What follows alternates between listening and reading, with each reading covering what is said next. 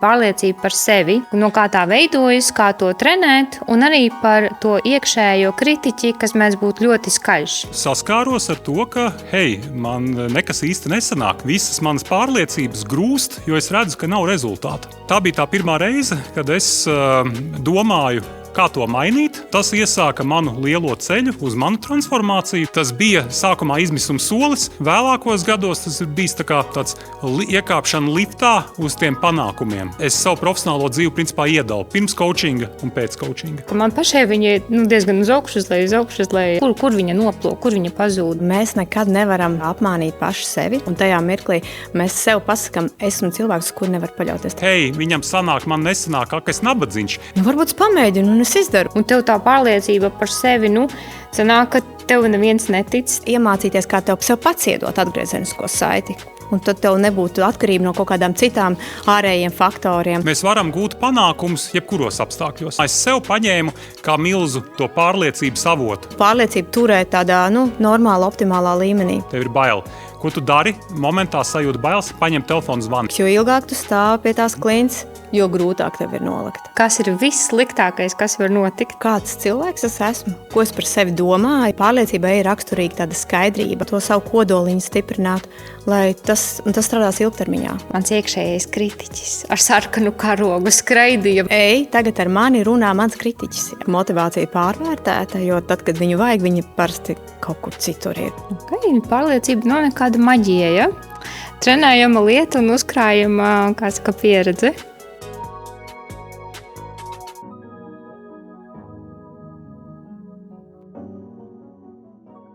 Labdien!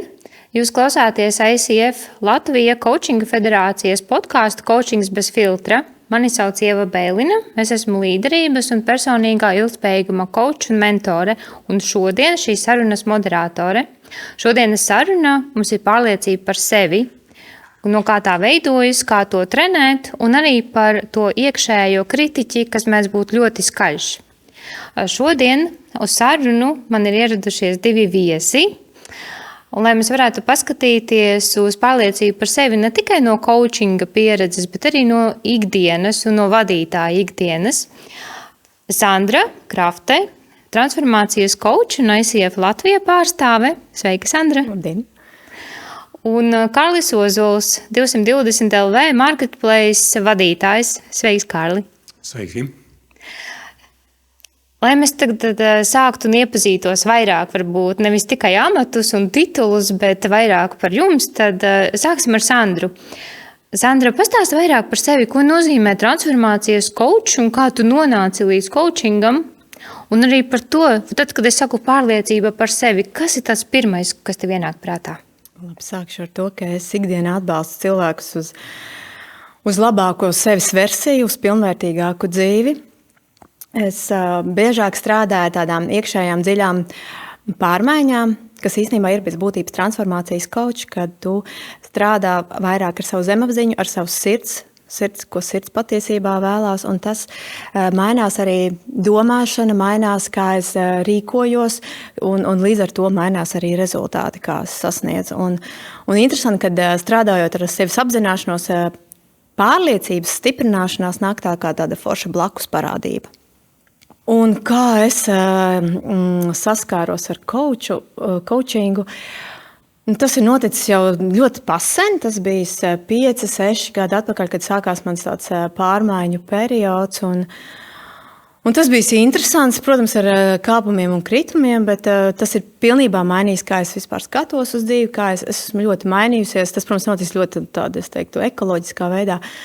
Tā kā, jā, tas ir riktīgi interesants process, kam es esmu izgājusi cauri. Un par to pārliecību. Pārliecība īstenībā ļoti svarīga, jo tās ir tās domas, ko mēs domājam par sevi, un īstenībā to, ko mēs domājam par sevi, ietekmē visas tās lietas, ko mēs īstenībā darām arī pēc tam, ko mēs rīkojamies, kā mēs uzvedīsimies. Tāpēc ir ļoti svarīgi šo pārliecību tā kā, stiprināt. Un ir tā kaut kāda viena asociācijā, kas ir pārliecība par sevi? Pārliecība, es teiktu, ka tā ir ticība sev, ka tu dari, ka tu esi uz pareizā ceļa. Labi, paldies. Kārli, kā tu esi nonācis līdz 220 vadītāja amatam un kāds tu esi šeit ICF Latvija coachinga podkāstā, kā tu līdz šejienei esi nonācis? Un vēl tad arī, ko priekš tevis nozīmē pārliecība par sevi? Es sākšu ar atsauci uz Sandras teikto. Sandra teica, ka viņa diezgan sen ar coachingu iepazinusies. Tas bija pirms 6 gadiem, ja nemaldos, 5-6. Jā, es ar coachingu neesmu tik intensīvās attiecībās ikdienā, bet ar coachingu iepazinos 2012. gadā. Jā, tāpēc tas man laikam ir 2 kārtas sen sanāk. Jā. Un, kā iepazinos pavisam vienkārši, es biju nonācis jaunā nozarē, jaunā atbildīgā amatā. Un ja iepriekšējā sfērā nozarē es biju ļoti veiksmīgs. Es 25 gados biju kļuvis par Latvijā lielākās grāmatu izdevniecības nodaļas vadītāju. Un 25 gados es biju jaunākais vadītājs uzņēmuma vēsturē. Es izveidoju savu nodaļu no 1 cilvēka līdz 8 cilvēkiem. Un man likās jūra līdz ceļiem, es visu varu. Nomainīju nozares, nomainīju uzņēmumu un saskāros ar to, ka, man nekas īsti nesanāk. Visas manas pārliecības grūst, jo es redzu, ka nav rezultāta. Un tā bija tā pirmā reize, kad es domāju, kā to mainīt, jo man ir ļoti svarīgs rezultāts. Un es paņēmu, piezvanīju savai pirmajai coachai. Ja? Un tas iesāka manu lielo ceļu uz manu transformāciju. Un tas arī lielā mērā nosaka to, ka es esmu šodien šeit, un es ikdienā vadu arī 220 LV marketplace pārdošanas komandu. Ja? Tas ir tas ceļš. Tu vari teikt, ka coachings bija tāds palīdzošs rīks, lai nonāktu līdz šim vadītāja amatam? Var teikt arī tā. Es teiktu, tas man bija izmisuma solis, jo es atceros, bija pulkstenis aptuveni 10 vakarā. Darba diena man bija bijusi ļoti gara vadītāja amatā. Un es eju laukā, lai ietu, un man ir tik slikti, ka es nezinu, ko lai dara. Un es zinu, ka labāk nebūs ne pēc dienas, ne pēc nedēļas, ne pēc mēneša. Un es domāju, es negribu šādi dzīvot. Tas nav priekš manis, bet ko es varu darīt? Un kaut kā coachings bija tas, kurš sapratu, tas ir tas mans ceļš. Ja? Tādēļ tas bija sākumā izmisuma solis. Vēlākos gados tas ir bijis tāds iekāpšana liftā uz tiem panākumiem, jo es esmu ļoti daudz lietas uzzinājis par sevi, par pasauli, un es savu profesionālo dzīvi principā iedalu pirms coachinga un pēc coachinga. Super, paldies, ka padalies. Šito arī esmu dzirdējis dzīve pirms un pēc coachinga, un man pašai liekas, ka tā ir taisnība. Kārli, un ja par pārliecību par sevi, kāda tev ir tā pirmā varbūt doma vai asociācija, kas tev rodās, sakot pārliecību par sevi? Pārliecība par sevi? Tu domā tā kā definīcija? Labi, varam ar definīciju. Man liekas, tā ir. Sandra ļoti labi pateica par to, ka tev ir tā sajūta, ka tu uz īstā ceļā esi. Ja? Piekrītu. Es pats ikdienā, mana visa ikdiena ir par pārdošanu. Un par ko ir pārdošana? Par rezultātu. Un pārliecība no mana skatu punkta, līdz ar to, tu pat vari nebūt uz pareizā ceļa varbūt, bet tev ir rezultāts. Tu zini, ka tu spēj nodrošināt rezultātu. Un tas ir pats galvenais. Viss ir par rezultātu, ka tu zini, konkrēti tev ir pamatojums, kas pierāda, ka tu to vari izdarīt. Un tā ir pārliecība par saviem spēkiem, par sevi. Un kā tas atšķiras no bravūras, Sandra?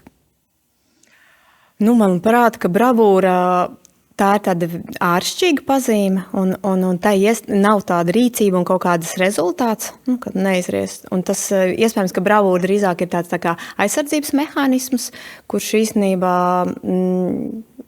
varbūt nav īsti pareizi. Kā darbā ir strādājot ar kolektīvu? Tu vari redzēt kaut kādu bravūrīgu attieksmi, vai tā ir pārliecinoša attieksme, kā tas iet?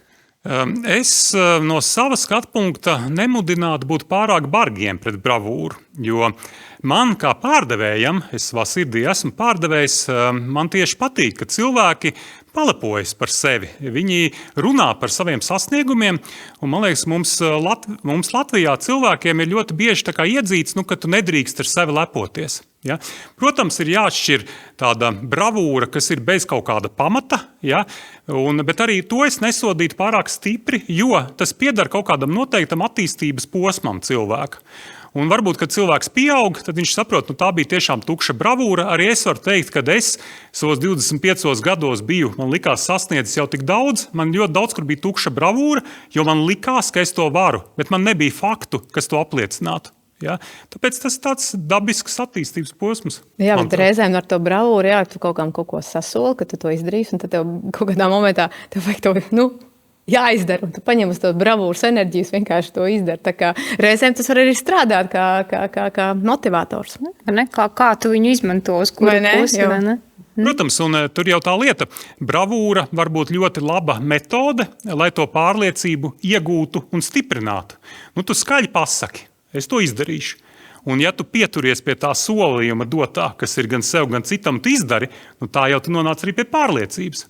Bravūru var izmantot savā labā.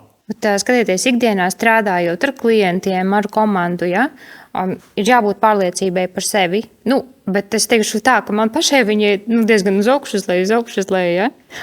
Bet kas ir tas, kas visvairāk ietekmē to, ka viņa noplok un nav?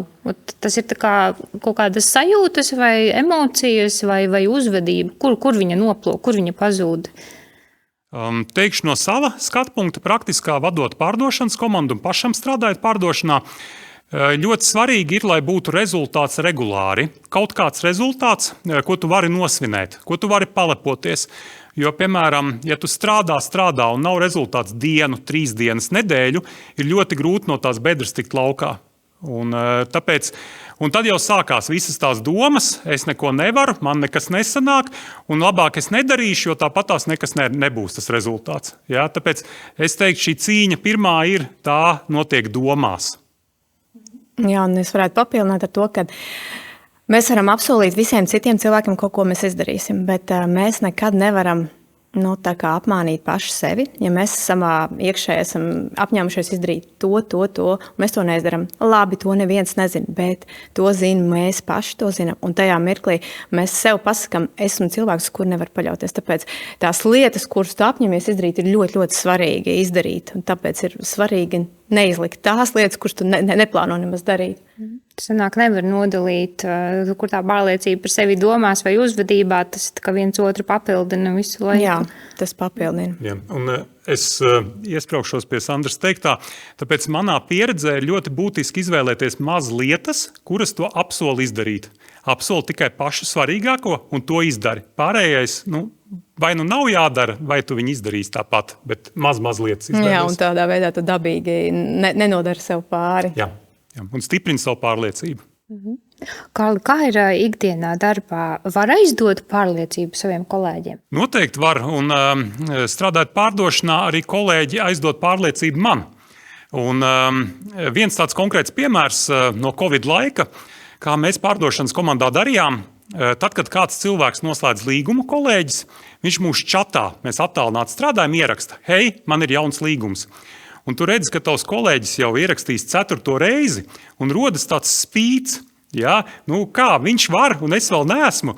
Un galvenais ir to pavērst tādā pozitīvā konkurencē. Ja tu to paņem, hei, viņam sanāk, man nesanāk, es nabadzīņš, tas nav labi. Bet mums komandā izdevās radīt to pozitīvo vidi. Un ja kādam nesanāk, piezvanam tam cilvēkam, pajautājam, varbūt vajag kādu palīdzību, varbūt vienkārši viņam slikta diena. Tas arī tā var būt, ja? Bet to pārliecību, kā mums vislabāk izdodas, ja redzam, ka darbiniekam kaut kas nesanāk.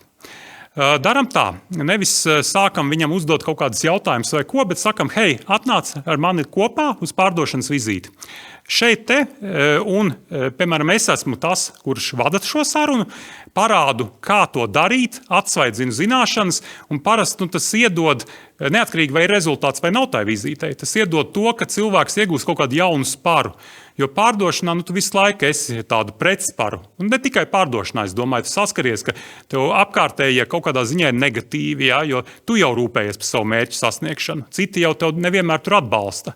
Un šādā veidā, ja vadītājs pats kaut ko dara, rāda piemēru, nevis tikai saka, dari tā, bet ar savu piemēru parāda, var to pārliecību iegūt, iedot citam arī.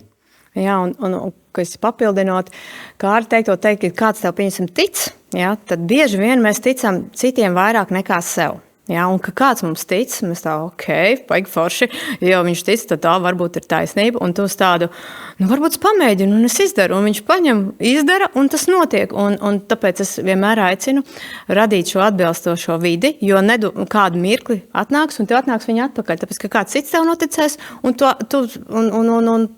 varēsi iedot to pārliecību. Klausies, bet kā ir tad otrādāk? Iedomājies, tad ja ir tā negatīva un cīniska vide, kurā to nākas, strādāt, dzīvot, un tev tā pārliecība par sevi, sanāk, ka tev neviens netic, tev visi tā kā, netic tev, ja, un to sanāk, ka viņa tā kā brūk un jūk, kā tad viņu saglabāt, ko darīt? Jā, tā vide ir ļoti būtiska nozīme, kā mēs zinām, pat neaugi, ja, uz viņiem bļauj un par viņiem nerūpējās, tāpēc... kā saka, coachings ir īstenībā burvīgs veids, burvīgs atbilstošs veids, kā atrast šo atbalstošo vidi, ja, kas palīdzēs saprast, kāpēc es to daru, kas palīdzēs iedot kaut kādu atbalstu, ieraudzīt rezultātus, kas īstenībā ļoti svarīgi, lai turpinātu darīt, un tajā pašā laikā iemācīties, kā tev sev pats iedot atgriezenisko saiti. Un tad tev nebūtu atkarība no kaut kādām citām ārējiem faktoriem. Bet tajā pašā laikā es domāju, ja tu ilgstoši strādā tādā vidē, kas tev ļoti neatbalsta, vai ir vērts turpināt? Vai ir vērts turpināt, ja tu redzi, ka tas īstermiņā, protams, jā, bet ilgtermiņā es teiktu, ka mēs bieži nodaram sev ļoti lielu pāri.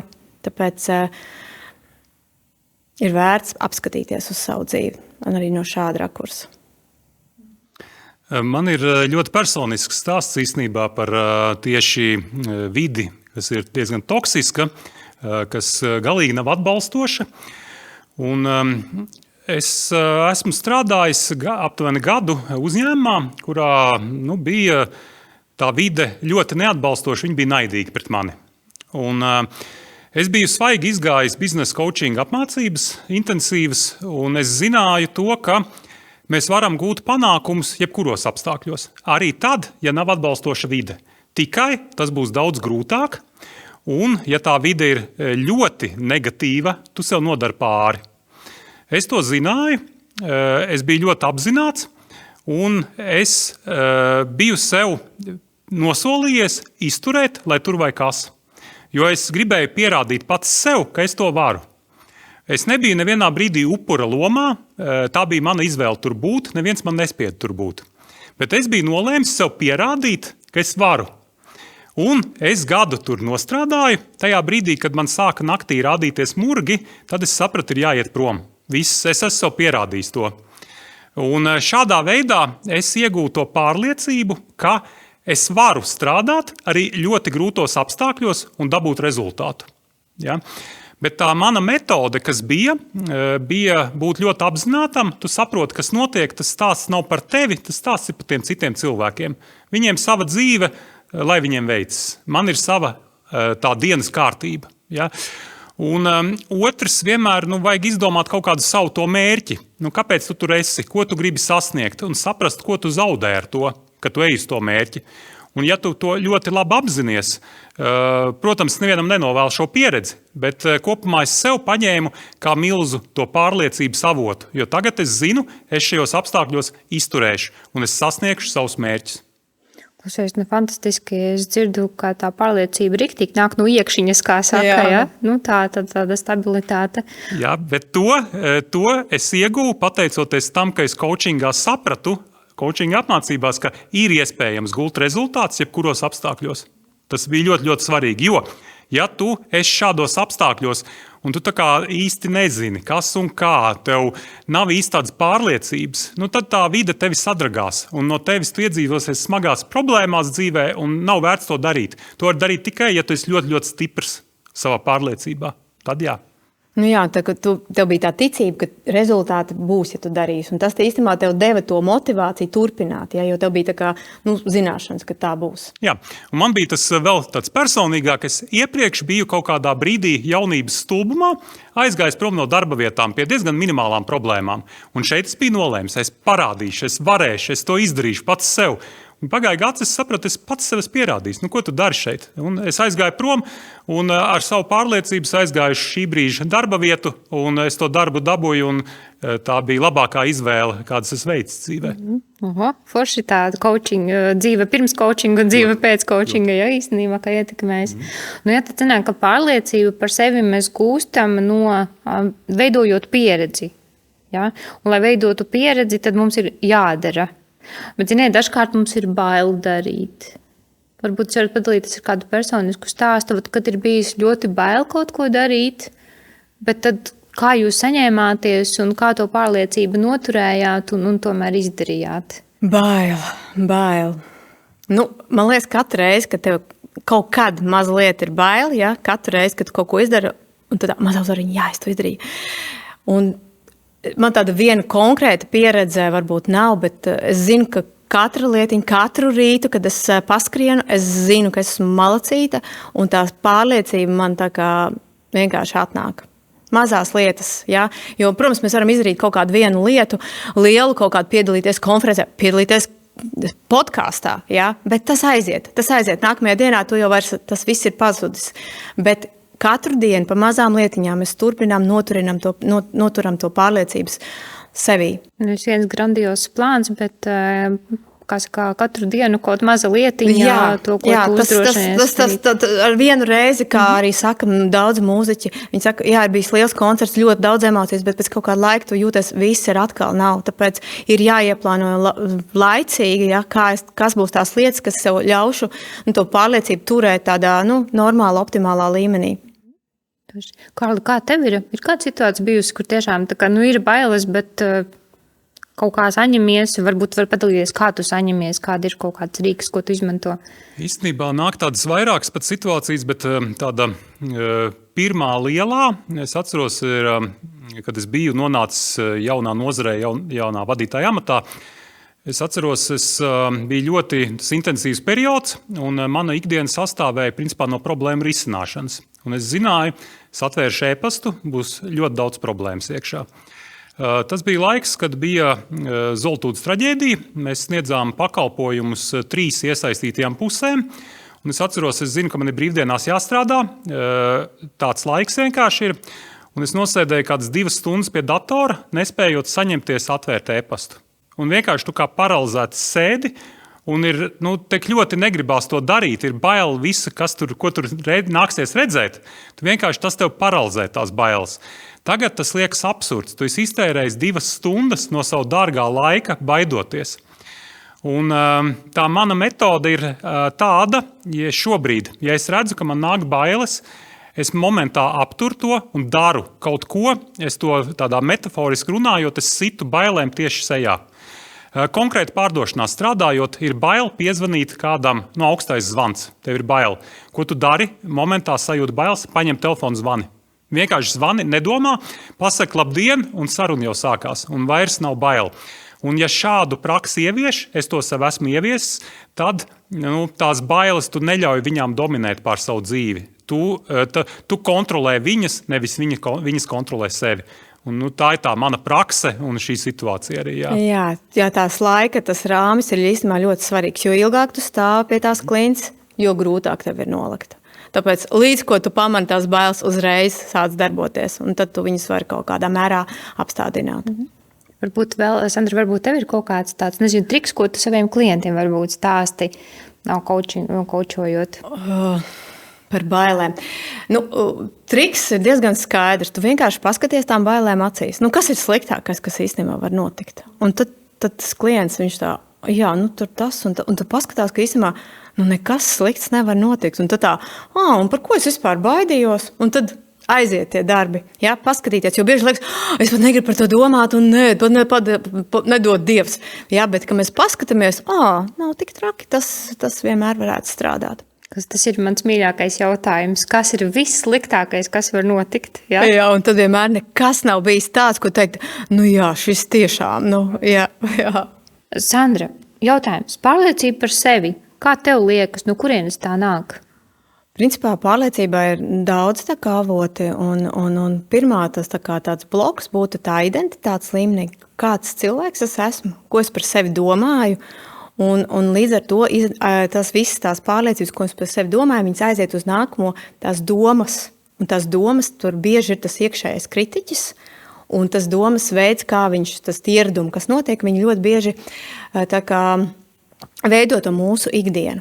Tad nākamais līmenis varētu būt mūsu tā kā darbības, un tie ir tādi pierādījumi. Principā pārliecība ir pierādījumi. Tās pierādījums, ka es izdarīju to, un tie pierādījumi dod mūsu tādam prātam, jā, es to izdarīju.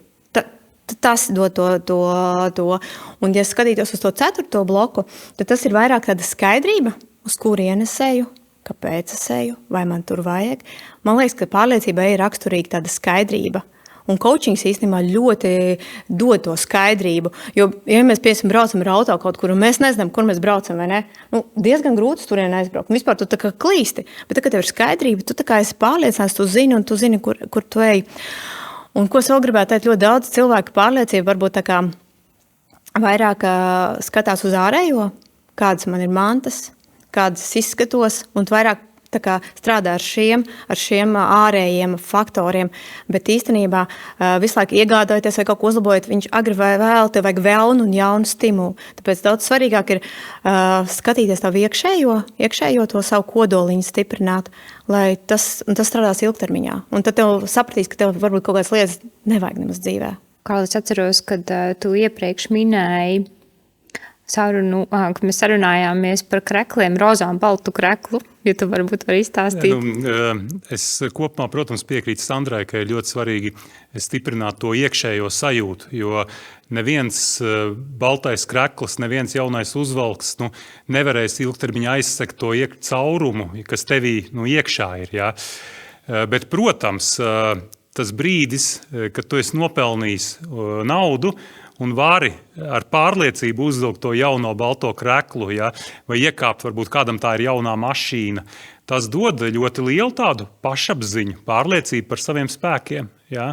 Tāpēc nevar par zemu to arī novērtēt. Tās iespējas atkal jau... Jā, bet tas aiziet ekoloģiskā veidā, ka tu tiešām nevis tikai uz to būvē, bet ka tu arī iekšēji zini, ka tev ir tas spēks, kas īstenībā tev, varbūt, ka tev kaut ko lieku nevajadzēs nopirkt, tā kā...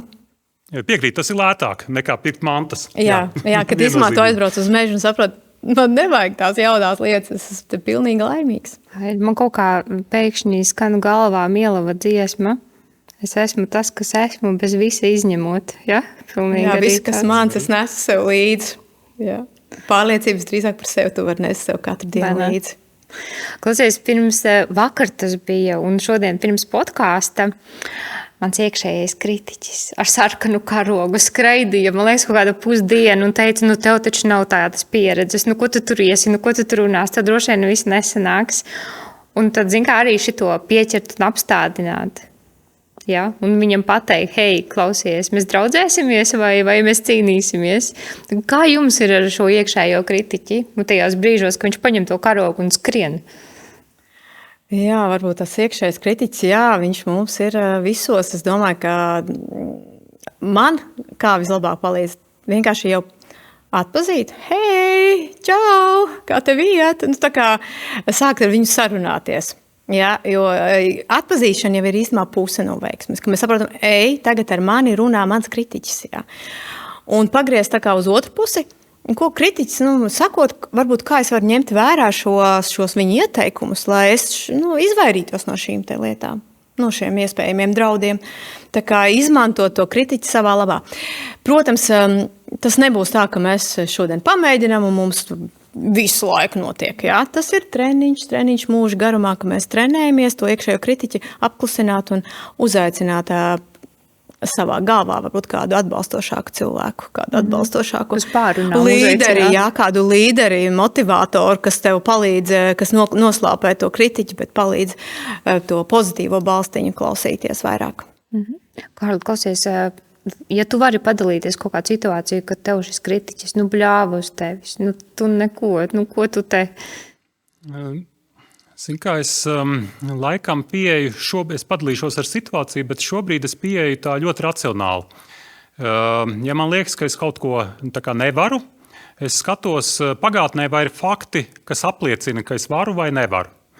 Nu, un ja tur ir fakti, kad es varu, nu, tad es tā kā to kritiķi apklusinu. Ļoti, ļoti racionāli tas ir. Ja ir fakti, kas apliecina, ka nevaru, nu, varbūt kaut kas ir mainījies pa šiem gadiem. Ja cilvēki mainās, ja apstākļi mainās, viss kaut kas.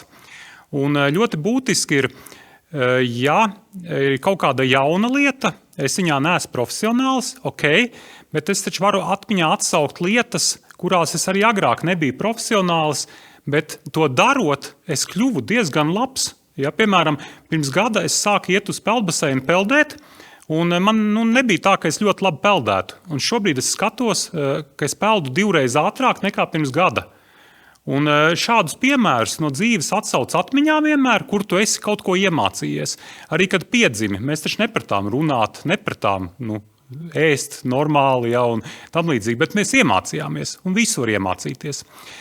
Konkrētais piemērs ar to tādu man bija, kad es esmu arī 3 grāmatu autors, es apkopoju savās grāmatās Latvijas uzņēmēju un vadītāju tādus padomus un panākumu stāstus. Un es atceros pirmo reizi, kad es uzrunāju pirmo uzņēmēju dalībai, arī man sirds drebēja, un es domāju, Kārli, kas tu tāds esi? Kas tu tāds esi? Ko tu zini par panākumiem? Tas taču nav tavs līmenis. Viņi visi tev pateiks, atšujies, mēs tevi negribam, ko tu iedomājies. Un izrādās, tās bija pilnīgas muļķības. Lielākā daļa no uzrunātajiem cilvēkiem piekrita, bija priecīgi dalīties savos veiksmes stāstos, un tad, kad es biju pirmo grāmatu publicējis, viņa bija Jāņa Rozes topā, viena no otra pirktākā grāmata, vairākas nedēļas pēc kārtas, tad es atceros to pārliecību, ka es ar otro grāmatu jau, es esmu Kārlis Ozols, grāmatas Kā gūt panākums Latvijā autors. Ja? Tā ir, pārkāp sev vienkārši pāri, izdari un pajautā, kas ir tas sliktākais, saņems atteikumu, kāda atšķirība. Atkal jautājums, kas tad var sliktākais, kas var notikt, vai ne? Tad, ja jūs man piekritīsiet apgalvojumam, ka pārliecība par sevi ir trenējama? Noteikti. Un tā ir tāda trenējuma, tas tāds mūža garuma treniņš, jā. Viņš ir diezgan patīkams, jo tev ir interesantāk arī dzīvot. Ja tu visu laiku, ar tādu, vai nevis, es to nevarēšu, bet, ja man sanāk, ja, un ja es aizēju, un man tur viss izdodās, un uz kurien man tas aizvedīs. Un vēl kā tāds triks var būt, ka mēs paņemam šo kaut kādu lietu, kas mums jāizdara, un mēs uzliekam kaut kādu fanu, ieliekam kaut kādu jautrību. Un ja es to mēģināšu izdarīt šādā veidā, interesantā, un tad noņemās varbūt tas grūtums no tās mazās bailītes, ja, jo tu vari uztaisīt viņu arī kā vienkārši joku. Kā pamēģināt, vai nesanāk? Man ļoti patīk tos formulējums par to, ka trenējama. Tur ir tas ir atslēgas vārds. Ja sēdēsi divānā un gaidīs, kad tad atnāks tā pārliecība, nebūs. Ja? Bet, ja izvēlies to lietu, ko tu gribi uztrenēt, sastādi to rīcības plānu, ja ir coach atbalsts, vispār fantastiski, jo tas vienkārši būs ātrāk un vieglāk sasniedzams, tad, un ja tās prioritātes būs pietiekoši maz un fokusēti strādās, tu viņu uztrenēsi. Tur, es saku, kaut ko darot, kaut kas jau izdodas. Ja? Tu varbūt ar laiku sapratīsi, kuriem tas ceļš ved, ja? Tu kaut ko uzzinās par sevi jaunu, bet tā attīstība būs darot. Jā, darīšana, man liekas, ka viss spēcīgais, vienkārši darīšana, spēcīgākais rīks, ko tu vari darīt. Un kā mērīt? Jo, pieņemsim, ja es nodarbos ar spēka vingrinājumiem, es hantelīti cilāju, es redzu, man muskulieši auga, ja? Bet par pārliecību, un to arī Sandra minēja, ka ir mazi solīši, ja, ko tu dari, un Kārlis, ko minēja, ir kaut kādi lielāki soļi, mazāki soļi, ko tu ikdienā dari. Kā redzēt to progresu, kā viņu pamanīt, kā viņu novērtēt, lai būtu tā sajūta, es tiešām māku viņu uztrenēt. Kārli, kā tev liekas? Es neesmu drošs, ka es varu pa maziem solīšiem padalīties, bet es dalīšos ar vienu savu pieredzi. Man ik pa laikam ir bijis ļoti aktuāls temats, kā sauc to sindromu, kad nejūties par sevi pārliecināts. Viltvāržu sindroms, tieši tā. Es, kad pirmo reizi uzzināju šo definīciju, es lasu un tas ir par mani. Par visiem. Neviens to nevar, kā LinkedInā skaists profils, marketplace pārdošanas vadītājs, ja, bet es jūtos tik ļoti par sevi nepārliecināts, gana daudzās lietās, un man liekas, ka to taču visi var, tas nav nekas īpašs, un tu šeit esi nonācis apstākļu dēļ, jebkurš to varētu. Un man izmainīja tas, ka pirms kādu laika man bija darba piedāvājums, ko man bija jāsagatavojas, nopietnas, Un es aizgāju pie karjeras kočes, lai man vienkārši palīdz bišķiņi sastrukturēt domas, ar CV pastrādāt. Un tas, ko viņi izdarīja, mēs pie katra mana amata, pie katras darba vietas izvilkām laukā tos lielākos sasniegumus, kas ir bijuši. Un tad es skatos, wow, 2,5 gadu laikā mana komanda noslēgus 2000 līgumus ir. Agresīvi ieņēmusi Latvijas tirgu. Skatos iepriekšējā darbvietā pareizi. Mēs taču Lietuvas filiāli 7 mēnešos uztaisījām rentablu, ko iepriekš viņi 3 gadus nevarēja izdarīt. Un šādas lietas no katras darba vietas izvelc laukā, un vienmēr ir kaut kas, ar ko palepoties. Vienmēr ir kaut vai radīja patīkamāku darba vidi. Arī tas ir sasniegums. Ja? To nevar nomērīt konkrētā KPI parasti kaut kādā rādījumā, bet tas ir sasniegums. Un šādas lietas piefiksējam katrai darba vietai. Svarīgākie projekti. Un šobrīd, ja man ir viltvāržu sindroms, bet viņš kopš tās sarunas ar kočiem, viņš man nav izteikts vairāk. Es paņemu to CV rokās, izprintēju, paskatos un redzu, hei, rekur Kārli, tu un tavu komandu jūs gāzāt kalnus. Un ja tu to varēji tad, tu to vari arī tagad. Un uz priekšu, viss. Super, atkal fakti, vai ne? Fakti, apstāties, pareflektēt un apskatīties, ko tu esi forši izdarījis. Bet viņi aizmirstās, tāpēc viņas būtu labi tomēr pierakstīt. Jā, jo citādāk aizmirstās. Jā, es reizēm arī klientiem dodu šādu mājas darbu, kad jāpieraksta visi savējie sasniegumi, kur tu lepojies. Un bieži vien tie varbūt nav tādi, kad es tur kaut ko pārdevu vai ko, bet es iemācījos, piemēram, braukt uz kritvislidām, kas man liekas riktīgi forši. Tāpēc es teiktu, jā, pārliecība īstenībā ir pierādījumi. Tad mūsu prāts vairs tā kā nestrīdās. Nu jā, tas tā tiešām notika, tu tiešām to izdarīji, vai ne? Tas tā kā vācam pierādījumus, un tad es lepojos, varam tādu failiņu, kur var izmantot katrā skumjā brīdī. Vai ne, kā pārlasīt? Jā, kā mantriņu. Man vēl ir īstenībā pašai personiski palīdz, kad man tūs cilvēks no malas saka, klausies, Ieva, stop, paskaties, ir šitas un tas, es tā, jā, viņš saka, tu lepojies, ir to, kā, tāds, ka tī par to, ko Karlis minēja, par to mācēšanu, lepoties pašam par sevi. Redzi, un tāpēc ir tik ļoti svarīga tā vide, kas mums ir apkārt, un veidojam vidi, kas mūs ceļ, kas mūs atbalsta, un mērķiecīgi tiekam vaļā no cilvēkiem, kas mūs gremdē. Tā ir mūsu paša atbildība, katra paša, manuprāt. Vai arī apzināti strādājam vidē, kas mūs grib gremdēt un ceļam savu pašapziņu, vai ne? Tā nav tā metode, ko es ieteiktu standartā. Tas ir bīstams ceļš. Eksperiments. Atbalstošu vidi, un arī mēs paši varam veidot atbalstošu vidi. Nekad nenovērtējam par zemu savas spējas ietekmēt cilvēkus, ko mēs ar coachingu lieliski varam izdarīt īstenībā. Ļoti labs instruments tas ir. Jā, tā kā ne tikai sev, bet tu attīstot sevi, izaugsmi, veidojot sev, tu arī palīdz augt citiem un to vidi. Un, principā, tā darot, tas mutulis arvien lielāks un lielāks. Un tas ir tieši tas, ko mēs fantastiski darām ICF, vai ne? Jā. Super. Klausieties, nākamais. Es jums gribu nolasīt vairākus apgalvojumus, un es jums lūkšu iekomentēt par to apgalvojumu. Kā jums liekas? Tā īsi piekrītat, nepiekrītat, ko jūs domājat, ja? Tad pirmais apgalvojums. Pārliecība iedzimst, to nevar attīstīt. Mīts vai ne? Mēs jau te pierādījām. Jā, pierādījām, ka principā to katru rītu var attīstīt. Katru rītu kaut ko maziņu izdarīt, vai ne? Šis man ir viens no mīļākajiem. Kad būšu gatavs, tad arī jutīšu pārliecību. Es teiktu, drīzāk ir otrādi. Sāc darīt, un tu sajutīsi pārliecību. Tā kā otrādi cilvēki tā kā domā otrādi. Piekrītu, jo īsti gatavs jau tu nekad nevar būt arī. Reti, kad tā ir. Tad kļūdas samazina pārliecību. Man liekas, ka kļūdas vispār ir nenovērtējamas īstenībā, jo kļūdas mums dod daudz visādas atbildes, tāpēc es teiktu, ka kļūdas norāda to, ka tu kaut ko dari, nevis pārliecību. Kļūdas var samazināt pārliecību, protams, un tāpēc ir nepieciešams manā praksē, tu dari ļoti daudz, lai to kļūdas, pat ja viņas ir niecīgs procents. Un tad vienmēr paskaties, cik tad gadījumos tu kļūdies. Ja tie ir 2%, kaut vai 5%, tas jau nav daudz, jo 95, 98 tu nekļūdies. Pārliecība tas ir runāt skaļi. Es teiktu, ka tā ir viena no komponentiem, ka pārliecināts cilvēks runā skaļi, bet tas nevienmēr iet kopā. Jā. Pārliecība, es teiktu, drīzāk tāda iekšēja. Es teiktu, tas ir atkarīgs no cilvēka tipa. Es esmu tas, kurš runā skaļi. Ir cilvēki, kuri nerunā skaļi, bet viņiem ir spēks. Un tas nav viennozīmīgi kā kuram. Atkal kaut kāds tāds iekšķiņas spēks, kas nāk uz āru, vai ne? Runā skaļi vai klusām.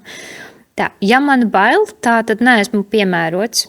Pilnīgi pretēji, jo man bailes nozīmē, ka tur man ir iespēja izaugsmai.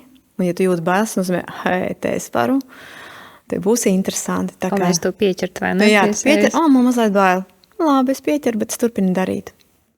Ar bailēm ir, manuprāt, interesanti ir diezgan būtiski, ja tās ir bailes vai tāda tā kā panikas zona, kas jau ir nākamais. Jā, jo panikas zonā mēs varam sastingt, kad ir tas pa daudz jau. Bet apgalvojumam, ja bail, tad neesi piemērots, nav nekādas, nav loģikas. Nē. Tu vari būt gan piemērots, gan nepiemērots. Loģiski šis nav, jo ne apgalvojums. Un tad pēdējais apgalvojums, tad man vispirms vajag motivāciju, un tad sākšu darīt. Man liekas, ka motivācija ir pārvērtēta, jo tad, kad viņu vajag, viņa parasti kaut kur citur ir. Viņa nav pie tevis blakus, tāpēc es teiktu, ka drīzāk tāda disciplīna ir daudz svarīgāka nekā motivācija. Manā gan esošā, gan iepriekšējā darba pieredzē patiesībā ir tā, ka vispirms tu dari, un tad tev iedos motivāciju tam. Ja tu nebūsi motivēts, tev arī neko nedos. Vispirms parādi, ko tu dod, un tādā labā uzņēmumā, labā vidē atbalstošā, tas notiek tā, manā pieredzē. Labi, paldies. Dārgie mani kolēģi un viesi, mēs lēnītēm tuvojamies podkāsta beigām, un to, ko es vispār dzirdu un ko no mūsu sarunas esmu sapratusi, tad pārliecība ir tāds trenējams. Noteikti. Kaut kas trenējams, jā, neteikšu, ka rīks, bet tāds muskulīts iekšējais. Un tas sastāv arī no tādām mazām uzvarām, jā, un lielākām uzvarām. Un galvenais uz faktiem balstīts, jā, to, ko mēs dzirdam. Mūs klausās, es ceru, ka ļoti daudz klausītāji, un varbūt kādam ir fonā vienkārši kaut kādā darba ritmā, varbūt kāds sēž un skatās uz mums, bet tagad, ja viņiem būtu 5 minūtes pēc šī podkāsta, ko jūs viņiem ieteiktu tādu ļoti praktisku darīt, lai pastiprinātu savu pārliecību par sevi? Mums visiem ir tādi mazie darbiņi, kuri tā kā marinējas, kurus mums tā kā bišķi negribās darīt. Un tad es ieteiktu vienkārši šāds pirmais marinējamais darbiņš, kurš atņem mums enerģiju par viņu, domājot, vienkārši paņemt un izdarīt. Un uzreiz tu jutīsies labi, un jo kustība rada jaunu kustību. Vienkārši paņemt un to izdarīt, un tu redz, tas rezultāts noteikti būs. Vai arī tieši pretēji, saprast, ka tu to nedarīsi un atmest un nemocīties. Jā, un netērēt vairs enerģiju savā galvā. Jā, arī tā. Par praktiskām lietām, man liekas, ir ļoti būtiski izvēlēties pašam sev nodefinēt, kas tad ir tā lieta. Kas ir tā lieta, kurā es to pārliecību vēlos uztrenēt, iegūt, uzlabot. Viena lieta, labi, nodefinējam precīzi. Jā. Un tad sastādām to rīcības plānu ar konkrētu termiņu, kā tad mēs to īstenosim. Un vislabāk, ja ir kaut kāda viena lieta ikdienā, kuru darot, mēs zinām, ka mēs to sasniegsim. Ja? Un kaut kādas konkrētai rīcībai piesaistīt. Un tad izvēlamies tikai vienu lietu, lai būtu garantija, ka mēs to izdarīsim. Vēl labāk, ja ir iespēja atrodi kauču, kurš tev neļaus novirzīties no ceļa un kuram tu būsi spiests to reizi 2 nedēļās vai kaut kādā termiņā, tā kā dot to atgriezenisko saiti, ko tu esi izdarījis. Un ja tev ir šāda atbalstoša vide, ko tu sev radi, tad tā iespēja, ka tu to paveiksi, ir ļoti, ļoti liela. Okay, pārliecība nav nekāda maģija, ja? Trenējama lieta un uzkrājama pieredze. Un katra nākamā reize būs aizvien vieglāka. Sākums ir varbūt grūtāks kā kuram, bet tad, kad teici cauri šim procesam jau 5., 10. reizi, tas notiek jau automātiski un tev varbūt pat pārāk lielu atbalstu nevajag. Atbalsts ir vajadzīgs, lai tu sev uzlikt varbūt vēl ambiciozākus mērķus, jo paši cilvēki jau ir tendēti būt komforta zonā. Jā, mazliet pasargāt sevi. Protams, tas ir dabiski. Tad, ja mēs tādas 3 lietas paskatāmies, ko mēs no šodienas sarunas varētu paņemt, man pašai tas ir tāds, ka pārliecība ir trenējama. Es jau atkārtoju kuru reizi, ja nav nekāda izlozētā biļete laimīgā vai iedzimtība, tad bailes tas ir pilnībā ok, nozīmē, ka tu mainies un tu audz. Ja? Un par šo iekšējo kritiķi man patīk īstenībā teikt, ka viņu varētu nosēdināt blakus sev. Nelaid pie stūres, nosēdini blakus, lai viņš ir. Jo reizē viņš var arī noderēt, vai ne? Vai ne? Ja jums tāds viens novēlējums mūsu klausītājiem, kas tas būtu, Kārli? Dariet, vienkārši dariet, un notiks maģiskas lietas. Jā, kustība rada kustību. Darīt tas, kas tiešām patīk, un varbūt mums visiem ļoti, ļoti daudz darbi ikdienā, un atrast to prioritāti, uzjaut, kurš no visiem šiem darbiem ir pats svarīgākais, lai es pavirzītos uz priekšu. Un nedarīt visu tos, kas nav svarīgi, bet izdarīt to vienu pašu svarīgāko darbu. Man liekas, ka tas arī tā sajūtas līmenī ļoti iedot lielu enerģiju. Un nešaustīt sevi par to, ko tu neizdari. Jo visu izdarīt nav iespējams. Vajag izdarīt svarīgāko. Vai vajag visu izdarīt, vai ne? Par to ir stāsts. Un apdomāt par coachu nepieciešamību blakus, vai ne? Jā. Viennozīmīgi. Jā, tas katrā gadījumā darbs ar coachu vienmēr var palīdzēt sasniegt ātrāk rezultātu un varbūt vairāk paskatīties no malas uz savu situāciju un varbūt ieraudzīt kaut kādas tādas neapzinātās robežas. Es teikšu liels paldies Kārlim, liels paldies Sandrai. Paldies, ka dalījāties savu pieredzi un bijāt tik atvērti. Tas tiešām ļoti nozīmīgi. Un es saku arī liels paldies mūsu klausītājiem. Un ja šī mūsu saruna kaut mazākā mērā ļāva uz pārliecību par sevi paskatīties nedaudz savādāk, es domāju, ka mēs savu misiju esam izpildījuši, vai ne? Tiekamies nākamajā sarunās.